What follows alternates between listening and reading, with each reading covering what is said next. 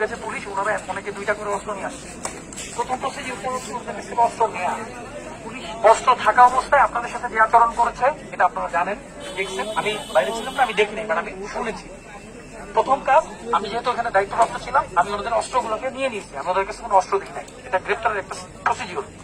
এই অস্ত্রগুলো সব লোডেড ছিল, ভিতরে অ্যামুনিশন ছিল, টিয়ার শেল ছিল, চাইনিজ রাইফেলের গুলি ছিল, এসএমজির গুলি ছিল, এবং হচ্ছে টিয়ার শেল ছিল। এই অস্ত্রগুলো তো আমাদেরকে এক জায়গায় রাখতে হবে।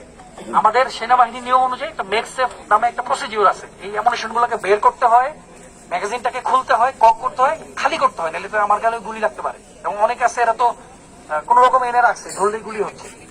ওনাদের যে শটগান গুলা, বিভিন্ন ধরনের শটগান আছে, আমাদের যদিও ট্রেনিং আছে, বাট সবগুলা অস্ত্রের সাথে আমরা পরিচিত না। তো এই প্রসিডিউরটা যখন আমরা করতে যাচ্ছিলাম, আমাদেরই একজন সেনা সদস্য, আমরা কয়েকজন মিলে এটা করছিলাম, অ্যাক্সিডেন্টাল ফায়ার বলে। উনি কক করছে, দুইটা বেরিয়েছে, বাট একটা এমোশন, একটা শটগানের এমোশন রয়ে গেছিল, যেটা ফাঁকা গুলি হয়েছে। সেম সেকেন্ড টাইম করছে, চারটা এমোশন ছিল, দুইটা পড়ে যাওয়ার পরে পরপর দুইটা ফায়ার হয়েছে শটগান।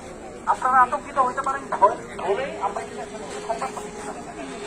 এটা আমাদের নিজেদের প্রসিডিউরে করি। এটা ছবিটা আমাদেরকে দেখানো হয়েছে।